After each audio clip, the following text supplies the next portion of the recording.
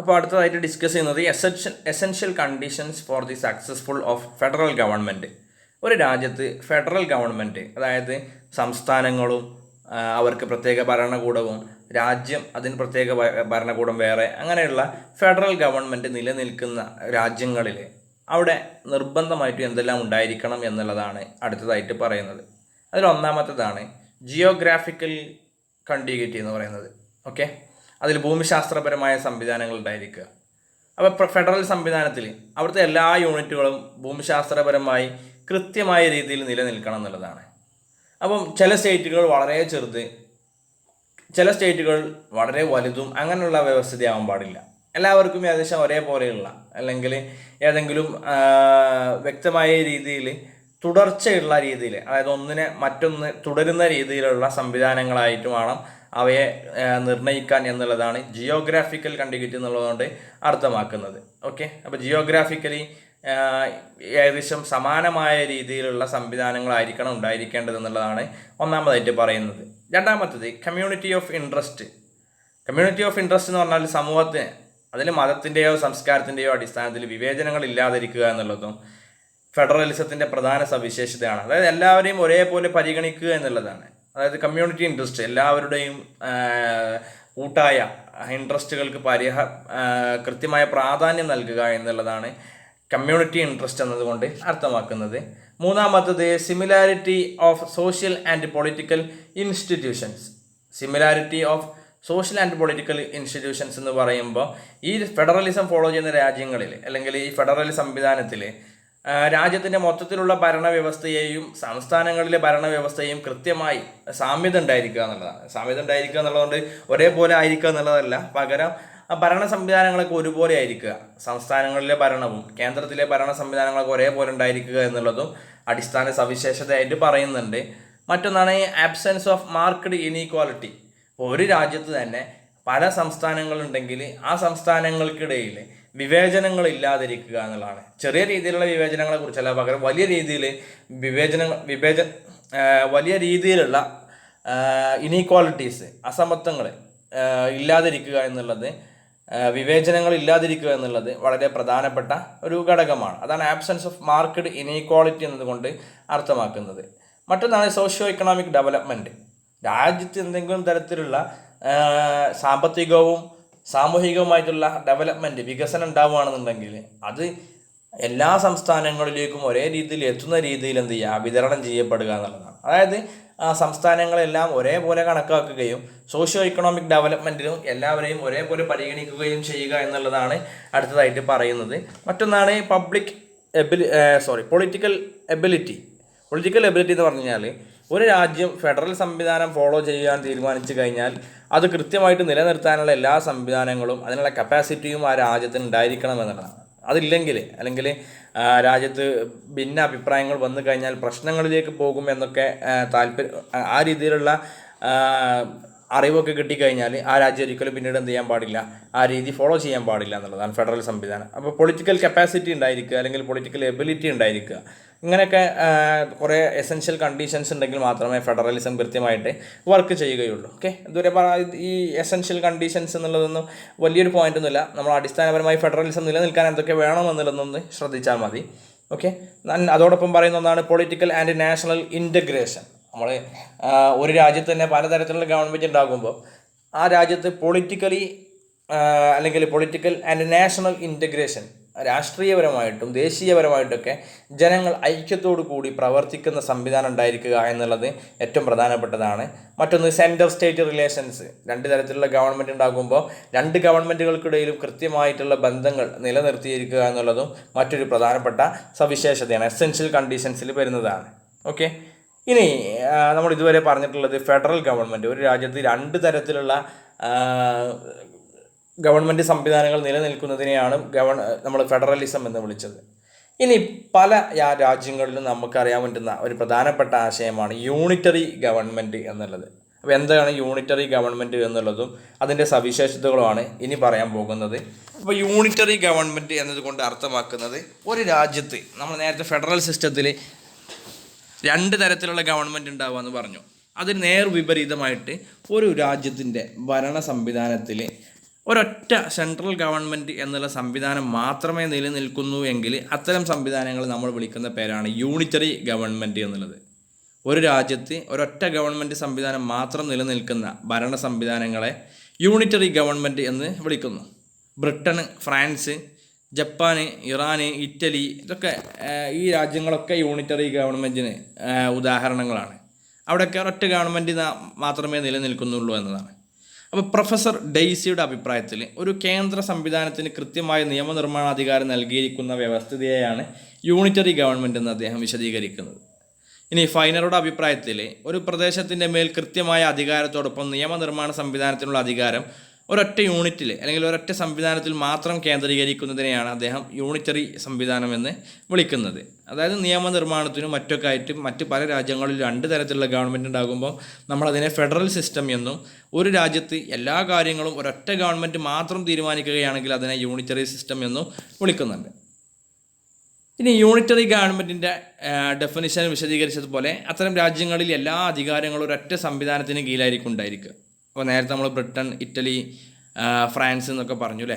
അപ്പോൾ ഇങ്ങനെയുള്ള രാജ്യങ്ങളിൽ യൂണിറ്ററി സിസ്റ്റം ആയതുകൊണ്ട് എല്ലാ അധികാരങ്ങളും ഒരു വിഭാഗത്തിൽ നിന്ന് മാത്രമാണ് എന്ത് ചെയ്യുക, നിലവിൽ വരിക എന്നുള്ളതാണ് ഇവിടെ പറഞ്ഞിട്ടുള്ളത്. രാജ്യത്തിന് ആവശ്യമായിട്ടുള്ള നിയമങ്ങൾ നിർമ്മിക്കുന്നതിനും രാജ്യത്തിന് മൊത്തത്തിലുള്ള ഭരണ സംവിധാനത്തെ ക്രമീകരിക്കുന്നതിനുമെല്ലാം ഒരൊറ്റ സംവിധാനം മാത്രമേ യൂണിറ്ററി സംവിധാനത്തിൽ നിലനിൽക്കുകയുള്ളൂ. അപ്പോൾ യൂണിറ്ററി സംവിധാനത്തിൽ എല്ലാം തീരുമാനിക്കുന്നത് ഒരൊറ്റ ഗവൺമെൻറ് ആയിരിക്കും. യൂണിറ്ററി സംവിധാനത്തിൽ ഡിവിഷൻ ഓഫ് പവർ അഥവാ അധികാരം വ്യത്യസ്തരായിട്ടുള്ള അല്ലെങ്കിൽ വ്യത്യസ്ത രീതികളിലേക്ക് വിഭജിച്ച് നൽകുക എന്ന ആശയമില്ല. പകരം അധികാരം എപ്പോഴും സെൻട്രൽ ഗവൺമെൻറ്റിനായിരിക്കും. എന്നാൽ ചെറിയ രീതിയിലുള്ള അധികാര വിഭജനങ്ങളൊക്കെ പല രാജ്യങ്ങളിലും ഇന്ന് എന്ത് ചെയ്യുന്നുണ്ട്, നിലനിൽക്കുന്നുണ്ട്. അവർ യൂണിറ്ററി സിസ്റ്റമാണ് ഫോളോ ചെയ്യുന്നതെങ്കിലും പലതരത്തിലുള്ള ചെറിയ തരത്തിലുള്ള അധികാരങ്ങൾ താഴെ തട്ടിലേക്ക് എന്ത് ചെയ്യുന്നുണ്ട്, കൈമാറ്റപ്പെടുന്നുണ്ട് എന്നുള്ളതാണ് മറ്റൊരു പ്രധാനപ്പെട്ട പോയിൻ്റായിട്ട് പറഞ്ഞിട്ടുള്ളത്. ഓക്കെ, ഇനി ഇത്തരം ചെറിയ യൂണിറ്റുകളുടെ അധികാരങ്ങൾ പുനഃസ്ഥാപിക്കുന്നതിനും എന്നാൽ ചില സമയത്ത് ഇത്തരം അധികാരങ്ങൾ, ചെറിയ യൂണിറ്റുകൾക്കുള്ള അധികാരങ്ങൾ പൂർണ്ണമായും ഇല്ലാതാക്കുന്നതിനുമുള്ള അധികാരവും അവിടുത്തെ ഭരണ സംവിധാനവുമായി ബന്ധപ്പെട്ട് നിലനിൽക്കും എന്നുള്ളതാണ്.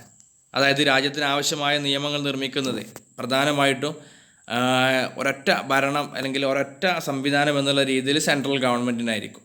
എന്നാൽ ആ സമയത്ത് ചെറിയ നമ്മളിപ്പോൾ മുനിസിപ്പാലിറ്റീസ് അങ്ങനെയുള്ള ചെറിയ സംവിധാനങ്ങൾ നിലനിൽക്കുന്നുണ്ടെങ്കിലും അവർക്ക് ഭരണഘടനാപരമായിട്ട് അധികാരം ഉണ്ടായില്ല. അവരെ പിരിച്ചുവിടാനുള്ള അധികാരം യൂണിറ്ററി ഗവൺമെൻറ്റിന് ഉണ്ടായിരിക്കും എന്നുള്ളതാണ് പറഞ്ഞിട്ടുള്ളത്. അപ്പോൾ ഒരു features and characteristics of unitary government. ഒരു യൂണിറ്ററി ഗവൺമെൻറ് നിലനിൽക്കുന്ന രാജ്യങ്ങളിൽ എന്തെല്ലാം സവിശേഷതകളാണ് ഉണ്ടായിരിക്കുക എന്നുള്ളതാണ്. ഒന്നാമതായിട്ട് പറയുന്നത് A single central all powerful government. എല്ലാത്തിനും അധികാരമുള്ള ഒരൊറ്റ ഗവൺമെൻറ് സംവിധാനമായിരിക്കും ഉണ്ടായിരിക്കുക അല്ലേ. അപ്പോൾ നമുക്ക് ഒരൊറ്റ സംവിധാനം മാത്രമുള്ളത് കൊണ്ടാണല്ലോ നമ്മളതിനെ യൂണിറ്ററി ഗവൺമെൻറ് എന്ന് വിളിക്കുന്നത്. അപ്പോൾ എല്ലാ അധികാരങ്ങളും കേന്ദ്രീകരിച്ചിരിക്കുന്ന ഒരു കേന്ദ്ര ഭരണ സംവിധാനം ഉണ്ടായിരിക്കുക എന്നുള്ളതാണ് യൂണിറ്ററി ഗവൺമെൻറ്റിൻ്റെ പ്രധാനപ്പെട്ട സവിശേഷത. രണ്ടാമത്തേത് സിംഗിൾ സിറ്റിസൺഷിപ്പ് അഥവാ ഏക പൗരത്വം എന്ന് പറയും. യൂണിറ്ററി ഗവൺമെൻറ് നിലനിൽക്കുന്ന രാജ്യങ്ങളിലൊക്കെ ഏക പൗരത്വമേ ഉള്ളൂ. ഉദാഹരണത്തിന് നമ്മൾ ഇന്ത്യ രാജ്യത്ത് ഏക പൗരത്വമേ ഉള്ളൂ. ഇന്ത്യ രാജ്യത്ത് നമ്മൾ പലപ്പോഴും യൂണിറ്ററി ഗവൺമെൻറ് ആയിട്ടാണ് പരിഗണിക്കുന്നത്, അല്ലെങ്കിൽ ക്വാസി ഫെഡറൽ എന്നുള്ള പേരിലാണ് ഇന്ത്യ രാജ്യം അറിയപ്പെടുന്നത്. അപ്പോൾ ഇവിടെയൊക്കെ സിംഗിൾ സിറ്റിസൺഷിപ്പ് ഉണ്ടായിരിക്കുക എന്നുള്ളതാണ് യൂണിറ്ററി സംവിധാനത്തിൻ്റെ ഒരു പ്രത്യേകത. ഇന്ത്യ രാജ്യത്ത് സിംഗിൾ സിറ്റിസൺഷിപ്പാണ്, ബ്രിട്ടനിൽ സിംഗിൾ സിറ്റിസൺഷിപ്പാണ്. അങ്ങനെ സിംഗിൾ സിറ്റിസൺഷിപ്പ് എന്നുള്ളത് യൂണിറ്ററി ഗവൺമെൻറ്റിൻ്റെ അടിസ്ഥാന സവിശേഷതയാണ്. മറ്റൊന്നാണ് powers of local units are not original. അങ്ങനെ ഒരു യൂണിറ്ററി സിസ്റ്റത്തിൽ പലതരത്തിലുള്ള ഗവൺമെൻറ്റുകൾ ഉണ്ടെന്ന് വിചാരിക്കുക. ഉദാഹരണത്തിന് ഒരു യൂണിറ്ററി സംവിധാനം ഫോളോ ചെയ്യുന്ന ഒരു രാജ്യത്ത് മുനിസിപ്പാലിറ്റീസ് അല്ലെങ്കിൽ തദ്ദേശ സ്വയംഭരണ സ്ഥാപനങ്ങൾ പോലെ പല സംവിധാനങ്ങളുണ്ടെന്ന് വിചാരിക്കുക. അവയുടെ അധികാരങ്ങളൊന്നും ഒരിക്കലും പരമാധികാരമാവില്ല. അവർക്ക് അധികാരങ്ങൾ ഇല്ലാതാക്കുന്നതിനുള്ള അല്ലെങ്കിൽ അവരെ കൃത്യമായി നിയന്ത്രിക്കുന്നതിനുള്ള സംവിധാനങ്ങൾ യൂണിറ്ററി ഗവൺമെൻറ്റിന് ഉണ്ടാകുമെന്നുള്ളതാണ് സുപ്രീമസി ഓഫ് സെൻട്രൽ ഗവൺമെൻറ് എന്നതുകൊണ്ട് അർത്ഥമാക്കുന്നത്. ഓക്കെ, സെൻട്രൽ ഗവൺമെൻറ്റിനായിരിക്കും ഏതൊരു രീതിയിലും എപ്പോഴും അധികാരം കൈയാളുക എന്നുള്ളതാണ്. സെൻട്രൽ ഗവൺമെൻറ്റിന് കൃത്യമായിട്ടുള്ള അധികാരങ്ങൾ നിലനിൽക്കുക. സുപ്രീമസി ഓഫ് സെൻട്രൽ ലെജിസ്ലേച്ചർ, എല്ലാ നിയമനിർമ്മാണത്തിനുള്ള അധികാരങ്ങളും സെൻട്രൽ ലെജിസ്ലേച്ചറിന് മാത്രമായിരിക്കും എന്നുള്ളതാണ് ഇവിടെ പറയുന്നത്. ഓക്കെ, അതുകൊണ്ട് തന്നെ no need of second legislative chamber, രണ്ടാമതൊരു ലെജിസ്ലേറ്റീവ് ചേംബറിൻ്റെ ആവശ്യം അത്തരം രാജ്യങ്ങളിൽ വരാറില്ല എന്നുള്ളതാണ്. മൂന്നാമതായിട്ട് പറയുന്നത് a written or unwritten constitution or a rigid flexible constitution. ഒരു ഭരണഘടന ഉണ്ടായിരിക്കുക. ഇത് എഴുതപ്പെട്ട ഭരണഘടനയാവാം, അല്ലാത്തതാവാം. അതോടൊപ്പം റിജിഡ് കോൺസ്റ്റിറ്റ്യൂഷൻ ഉണ്ടായിരിക്കുക അല്ലെങ്കിൽ ഫ്ലെക്സിബിൾ കോൺസ്റ്റിറ്റ്യൂഷൻ ഉണ്ടായിരിക്കുക എന്നുള്ളതും മറ്റൊരു യൂണിറ്ററി ഗവൺമെൻറ്റിൻ്റെ സവിശേഷതയായിട്ട് പറയുന്നുണ്ട്.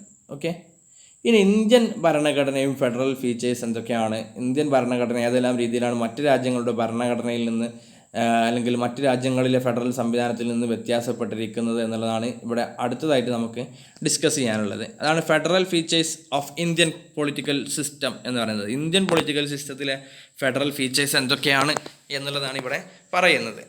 അപ്പോൾ ഇന്ത്യൻ്റെ ഫെഡറൽ സംവിധാനത്തിൽ എന്തെല്ലാം കാര്യങ്ങൾ പറയുന്നു എന്ന് പരിശോധിക്കുന്ന അവസരത്തിൽ നമുക്ക് കാണാൻ പറ്റുന്ന ഒരു പ്രധാനപ്പെട്ട പോയിൻ്റാണ് ഇന്ത്യൻ ഭരണഘടന എഴുതപ്പെട്ട ഭരണഘടനയാണ് എന്നുള്ളത്. അപ്പോൾ ഇന്ത്യക്ക് എഴുതപ്പെട്ടൊരു ഭരണഘടനയുണ്ട്. 1950 ജനുവരി 26 നിലവിൽ വന്ന ഭരണഘടനയാണ് ഇന്ത്യയുടേത്. ഇന്ത്യയിൽ ഫെഡറൽ സംവിധാനവുമായി ബന്ധപ്പെട്ട് പല ആശയങ്ങളും പറയുന്നത് ഭരണഘടനയിലാണ്. അപ്പോൾ അതുകൊണ്ട് തന്നെ റൂൾ ഓഫ് ലോ അഥവാ നിയമവാഴ്ചയുടെ അടിസ്ഥാനത്തിൽ ഒരു ഭരണഘടന നിലനിൽക്കുന്നത് കൊണ്ട് അത് ഇന്ത്യയുടെ ഫെഡറൽ സവിശേഷതയായിട്ട് നമുക്ക് എന്ത് ചെയ്യാം, പരിഗണിക്കാം. രണ്ടാമത്തേത് ഡുവൽ ഗവൺമെൻറ്. രണ്ട് തരത്തിലുള്ള ഗവൺമെൻറ് ഉണ്ട് ഇന്ത്യയിൽ, അല്ലേ? അപ്പോൾ നമുക്ക് പ്രധാനമന്ത്രിയായിട്ട് നരേന്ദ്രമോദി ഉണ്ട്, അദ്ദേഹത്തിൻ്റെ കീഴിലൊരു ഗവൺമെൻറ് ഉണ്ട്. നമ്മുടെ സംസ്ഥാനത്ത് മുഖ്യമന്ത്രിയായിട്ട് പിണറായി വിജയൻ ഉണ്ട്, അദ്ദേഹത്തിൻ്റെ കീഴിലൊരു ഗവൺമെൻറ് ഉണ്ട്. അപ്പോൾ നമുക്ക് പലതരത്തിലുള്ള ഗവൺമെൻറ് സംവിധാനങ്ങളുണ്ടെന്ന് പറഞ്ഞു, അല്ലേ? അപ്പോൾ അതുകൊണ്ട് നമ്മൾ അതിനെ വിളിക്കുന്ന പേരാണ് ഡുവൽ ഗവൺമെൻറ്. രണ്ട് തരത്തിലുള്ള ഗവൺമെൻറ് ഉണ്ട് എന്നുള്ളത്. യൂണിയനിലൊരു ഗവൺമെൻറ് ഉണ്ട്, സംസ്ഥാനത്ത് മറ്റൊരു ഗവൺമെൻറ് ഉണ്ട്. അപ്പോൾ യൂണിയൻ ഗവൺമെൻറ് വേറെയാണ്, സ്റ്റേറ്റ് ഗവൺമെൻറ് വേറെയാണ്. ആ രീതിയിൽ രണ്ട് ഗവൺമെൻറ് സംവിധാനങ്ങൾ നമ്മുടെ നാട്ടിൽ നിലനിൽക്കുന്നുണ്ട്. മറ്റൊരു പ്രധാനപ്പെട്ട സവിശേഷതയാണ് അധികാര വിഭജനം എന്ന് പറയുന്നത്. അധികാരം നേരത്തെ പറഞ്ഞ രണ്ട് ഗവൺമെൻറ് ഉണ്ടെന്ന് പറയുമ്പം ഈ രണ്ട് ഗവൺമെൻറ്റിനും വേണ്ടിയിട്ട് അധികാരത്തെ എന്ത് ചെയ്തിട്ടുണ്ട്, വിഭജിച്ചു കൊടുത്തിട്ടുണ്ട്. അധികാരത്തെ വിഭജിക്കുക എന്നുള്ള അർത്ഥമാക്കുന്നത് യൂണിയൻ ഗവൺമെൻറ്റിന് തീരുമാനിക്കാൻ പറ്റുന്ന വിഷയങ്ങളുണ്ട്, സ്റ്റേറ്റ് ഗവൺമെൻറ്റിന് തീരുമാനിക്കാൻ പറ്റുന്ന വിഷയങ്ങളുണ്ട്. അപ്പോൾ അങ്ങനെ പല വിഷയങ്ങൾ അല്ലെങ്കിൽ പല രീതിയിലുള്ള നിയമനിർമ്മാണവുമായി ബന്ധപ്പെട്ട് അധികാരങ്ങൾ വിശദീകരിച്ചിട്ടുണ്ട് എന്നുള്ളതാണ്. Union list, state list, concurrent list, അങ്ങനെ 3 ലിസ്റ്റുകൾ നമ്മുടെ ഇന്ത്യൻ ഭരണഘടനയുമായി ബന്ധപ്പെട്ട് നിലനിൽക്കുന്നുണ്ട്. ഓക്കെ, അതാണ് അധികാര വിഭജനം എന്നതുകൊണ്ട് അർത്ഥമാക്കുന്നത്. നാലാമത്തെ സവിശേഷതയായിട്ട് പറയുന്നത് ജുഡീഷ്യൽ സുപ്രീമസി എന്നുള്ളതാണ്. അപ്പോൾ ഇന്ത്യയിൽ പലപ്പോഴും ഇങ്ങനെ രണ്ട് ഗവൺമെൻറ്റൊക്കെ ഉണ്ടാകുമ്പോൾ ഈ രണ്ട് ഗവൺമെൻറ്റുകൾക്കിടയിലും പലപ്പോഴും പ്രശ്നങ്ങൾ വരാനുള്ള സാധ്യത ഉണ്ട്, അല്ലേ? അപ്പോൾ ഇത്തരം പ്രശ്നങ്ങൾ വരാനുള്ള സാധ്യത ഉണ്ടെങ്കിൽ അതിലൊക്കെ തീരുമാനമെടുക്കുന്നതിന് വേണ്ടിയിട്ട് ഒരു കോടതി സംവിധാനം, ജുഡീഷ്യൽ സംവിധാനം നമ്മുടെ നാട്ടിലുണ്ട്, അല്ലേ? നമ്മുടെ നാട്ടിൽ സുപ്രീം കോടതി ഉണ്ട്. ഈ സുപ്രീം കോടതി എന്നുള്ളത് ജുഡീഷ്യൽ സുപ്രീമസി അഥവാ ജുഡീഷ്യറിക്ക് കൃത്യമായിട്ടുള്ള പരമാധികാരമുണ്ട്. അതിൻ്റെ അടിസ്ഥാനത്തിലാണ് കേന്ദ്ര സർക്കാരിനെയും സംസ്ഥാന സർക്കാരിനെയൊക്കെ നിയന്ത്രിക്കാനുള്ള അധികാരം ഇവർക്ക് കൊടുത്തിട്ടുണ്ട് എന്നുള്ളതാണ് പറയുന്നത്. മറ്റൊരു പ്രധാനപ്പെട്ട അഞ്ചാമത്തെ സവിശേഷതയായിട്ട് പറയുന്നത് ഇന്ത്യൻ ഭരണഘടനയിൽ ഫെഡറൽ സംവിധാനവുമായി ബന്ധപ്പെട്ട് ബൈ ക്യാമറൽ ലെജിസ്ലേച്ചർ എന്ന് പറയുന്നുണ്ട്. ബൈ ക്യാമറൽ ലെജിസ്ലേച്ചർ എന്ന് പറഞ്ഞാൽ രണ്ട് സഭകളുള്ള അല്ലെങ്കിൽ രണ്ട് സഭാ സംവിധാനങ്ങളുള്ള ഒരു നിയമനിർമ്മാണ സംവിധാനമാണ് നമുക്കുള്ളത്, അല്ലേ? അതായത് ലോകസഭയുണ്ട്, രാജ്യസഭയുണ്ട്, അപ്പർ ഹൗസുണ്ട്, ലോവർ ഹൗസുണ്ട്. അങ്ങനെ രണ്ട് തരത്തിലുള്ള സംവിധാനങ്ങളുണ്ട്. അതിൽ ജനങ്ങൾ നേരിട്ട് തിരഞ്ഞെടുക്കുന്ന ലോവർ ഹൗസുണ്ട്, ദെൻ ജനങ്ങൾ നേരിട്ടല്ലാതെ സംസ്ഥാനങ്ങൾ വഴി തിരഞ്ഞെടുക്കുന്ന അപ്പർ ഹൗസുണ്ട്. അപ്പോൾ രണ്ട് രീതിയിലുള്ള സംവിധാനങ്ങളും നമ്മുടെ രാജ്യത്തുണ്ട് എന്നുള്ളതാണ് ബൈ ക്യാമറൽ ലെജിസ്ലേച്ചർ എന്ന് പറയുന്നത്. രണ്ട് സഭകളിലും ചർച്ച ചെയ്ത ശേഷം മാത്രമേ ഓരോ നിയമവും നിർമ്മാണവും നമ്മുടെ രാജ്യത്ത് നടക്കുന്നുള്ളൂ. ആറാമത്തെ പോയിന്റ് പറയുന്നത് റിജിഡ് കോൺസ്റ്റിറ്റ്യൂഷൻ, എഴുതപ്പെട്ട അതോടൊപ്പം കർക്കശമായ രീതിയിലുള്ള ഭരണഘടനയുണ്ട് എന്നുള്ളതാണ്. കർക്കശമായ രീതിയിൽ ഒരു ഭരണഘടനാ സംവിധാനം നമ്മുടെ രാജ്യത്തുണ്ട്. അതും നമ്മുടെ രാജ്യത്തിൻ്റെ ഒരു ഫെഡറൽ സവിശേഷതകളിൽ പെട്ടതാണ്. അതാണ് റിജിഡ് കോൺസ്റ്റിറ്റ്യൂഷൻ എന്നതുകൊണ്ട് അർത്ഥമാക്കുന്നത്. എഴുതപ്പെട്ട വളരെ കർക്കശമായ രീതിയിൽ ഫോളോ ചെയ്യുന്ന അടിസ്ഥാന ആശയങ്ങളൊക്കെ ഉള്ള ഒരു ഭരണഘടന നമുക്കുണ്ട്. ഇനി നമുക്ക് ഡിസ്കസ് ചെയ്യാനുള്ളത്, അതേസമയം ഇന്ത്യ ഒരു ഫെഡറൽ സംവിധാനവുമായി ബന്ധപ്പെട്ട ആശയങ്ങൾ പറഞ്ഞു, അതേസമയം ഇന്ത്യ യൂണിറ്ററി സംവിധാനങ്ങളുമായി ബന്ധപ്പെട്ട പല സവിശേഷതകളും ഉൾക്കൊള്ളുന്നത് കൂടിയാണ്. അപ്പോൾ ഇന്ത്യൻ ഭരണഘടനയിലെ യൂണിറ്ററി സംവിധാനങ്ങൾ ഏതൊക്കെയാണ് എന്നുള്ളതാണ് അടുത്തതായിട്ട് നമ്മൾ നോക്കാൻ പോകുന്നത്. ഇന്ത്യൻ ഭരണഘടനയിലെ യൂണിറ്ററി സംവിധാനങ്ങൾ എന്തൊക്കെയാണ്?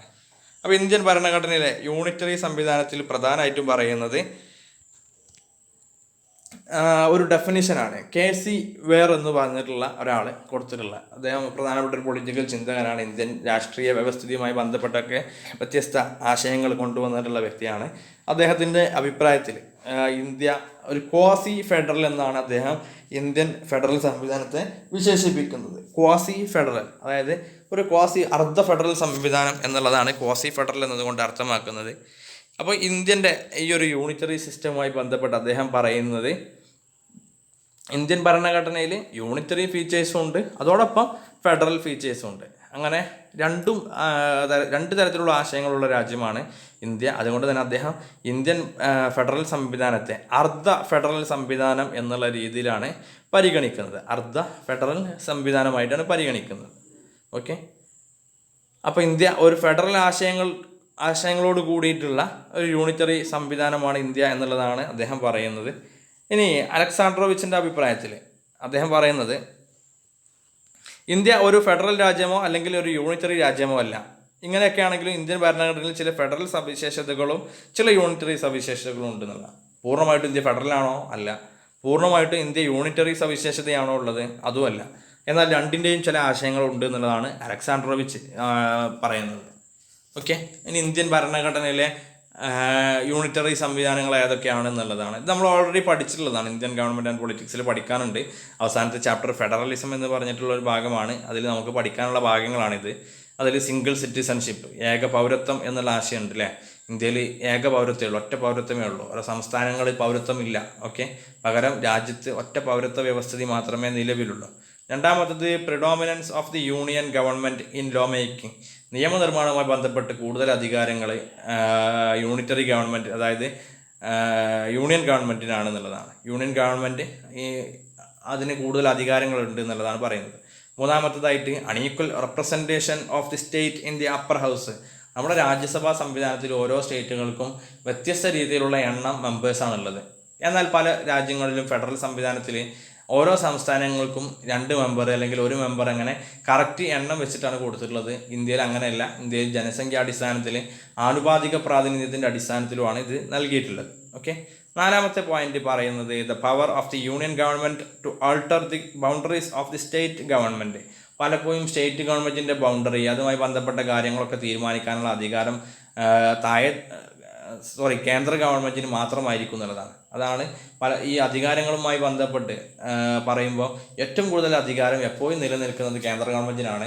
സംസ്ഥാനത്തിൻ്റെ അനുമതി ഇല്ലാതെ സംസ്ഥാനത്തിൻ്റെ അതിർത്തി വരെ മാറ്റുന്നതിനും കേന്ദ്ര ഗവൺമെൻറ്റിന് അധികാരമുണ്ട് എന്നുള്ളത് യൂണിറ്ററി സവിശേഷതകളിൽപ്പെട്ടതാണ്. മറ്റൊന്ന് പറയുന്നത് the role of the inter state council in planning commission, finance commission, election commission, അങ്ങനെ പല കമ്മീഷൻസും സംവിധാനങ്ങളൊക്കെ നമ്മുടെ രാജ്യത്തുണ്ട്. അതൊക്കെ പ്രവർത്തിക്കുന്നത് കേന്ദ്ര തലത്തിലാണ് എന്നുള്ളതാണ് മറ്റൊരു പ്രത്യേകത. ദെൻ അടുത്ത പോയിന്റ് പറയുന്നത് ഇത് എമർജൻസി പവേഴ്സ് എന്ന് പറയുമ്പോൾ അടിയന്തരാവസ്ഥയുമായി ബന്ധപ്പെട്ട അധികാരങ്ങളെല്ലാം നിലനിൽക്കുന്നത് കേന്ദ്ര ഗവൺമെൻറ്റിൻ്റെ കൈവശമാണ്. ഏഴാമത്തത് partly flexible nature of the constitution, പലപ്പോഴും ഫ്ലെക്സിബിളാണ് ഭരണഘടന. സംസ്ഥാനങ്ങളുടെ അനുമതി ഇല്ലാതെ പോലും ഭരണഘടനയിലെ കുറേ നിയമങ്ങൾ എന്ത് ചെയ്യാൻ പറ്റും, അത് ഭേദഗതി ചെയ്യാൻ പറ്റും എന്നുള്ളതാണ് അതിൽ പറഞ്ഞിട്ടുള്ളത്. മറ്റൊന്ന് പറഞ്ഞിട്ടുള്ളത് the role of the governor, നമ്മുടെ സംസ്ഥാനങ്ങളെ നിയന്ത്രിക്കുന്നതിന് വേണ്ടി എപ്പോഴും ഗവർണർ എന്നുള്ള പദവി നിലനിൽക്കുന്നത് കാരണത്താൽ ഇന്ത്യ ഒരു ഫെഡറൽ സംവിധാനമല്ല എന്നുള്ളതാണ് പറയുന്നത്. ഓൾ ഇന്ത്യ സർവീസസ്, ഇന്ത്യയിലെ എല്ലാ സംവിധാനങ്ങളെയും നിയന്ത്രിക്കുന്നത്, അഡ്മിനിസ്ട്രേറ്റീവ് സംവിധാനങ്ങൾക്ക് ഏകോപനം നൽകുന്നത് ഓൾ ഇന്ത്യ സർവീസിൽപ്പെട്ട ആളുകളാണ്. അപ്പോൾ അതുകൊണ്ട് തന്നെ ഓൾ ഇന്ത്യ സർവീസ് എന്നുള്ള ആശയം നിലനിൽക്കുന്നത് കൊണ്ട് ഇന്ത്യ ഒരു ഫെഡറൽ സംവിധാനമല്ല എന്ന് പറയുന്നവരുണ്ട്. കൂടുതൽ യൂണിറ്ററി സവിശേഷതയാണ് ഇന്ത്യക്കുള്ളത് എന്ന് പിന്നെ ഇൻ്റഗ്രേറ്റഡ് ജുഡീഷ്യറി, ഒരു സംസ്ഥാനങ്ങൾക്ക് പ്രത്യേകം കോടതി എന്നുള്ളത് ഹൈക്കോടതി ഉണ്ടെങ്കിൽ പോലും എല്ലാം അന്തിമമായിട്ട് വിധി കേൾക്കുന്നതിനുള്ള അധികാരം സുപ്രീം കോടതിക്ക് ഉണ്ട് എന്നുള്ളതാണ് അടുത്തതായിട്ട് അതിൻ്റെ യൂണിറ്ററി സവിശേഷതയായിട്ട് പറഞ്ഞിട്ടുള്ളത്. ഓക്കെ, ഇത് നമുക്ക് ഓരോ രാജ്യങ്ങളുടെ ഫെഡറൽ സംവിധാനത്തെക്കുറിച്ചാണ് പഠിക്കാനുള്ളത്. ഓക്കെ, അമേരിക്കൻ്റെ സിസ്റ്റം, ഇപ്പോൾ നമ്മൾ ഇന്ത്യൻ്റെ സിസ്റ്റം പറഞ്ഞു, ഇനി അമേരിക്കയുടെ സിസ്റ്റം, സ്വിറ്റ്സർലാൻഡിൻ്റെ സിസ്റ്റവും നമുക്ക് പഠിക്കാനുണ്ട് ഈ ഫെഡറൽ സംവിധാനവുമായി ബന്ധപ്പെട്ട്. Okay, thank you.